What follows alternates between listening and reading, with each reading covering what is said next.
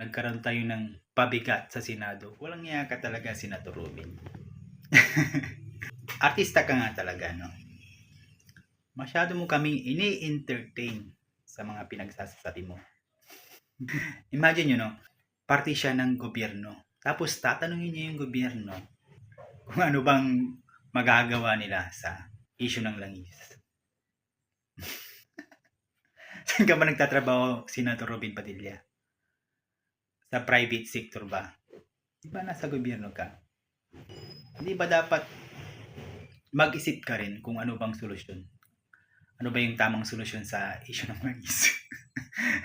Isa ka, Senator Robin Padilla, sa mga dahilan kung bakit hindi umaasinso ang Pilipinas.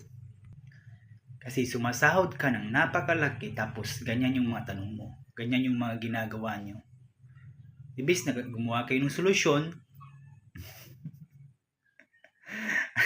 magtatanong ka ng solusyon. Sumasahod ka ng almost 300,000 a month, pero ganyan yung ginagawa mo. Ano to, nagkaroon tayo ng palamunin sa Senado, nagkaroon tayo ng pabigat sa Senado. Walang iya kung wala kang alam, Senador Robin Padilla, mag-resign ka na. Yung tanong mo, sobrang kabubuhan. Mga bobo! Ka ba nakakita ng isang public servant na imbis na gumawa ng solusyon, nagtatanong ng solusyon? Pusang gala. Kung wala kang may ambag, Senator Robin Padilla, no? Mag-resign ka na lang. Parang awa mo na.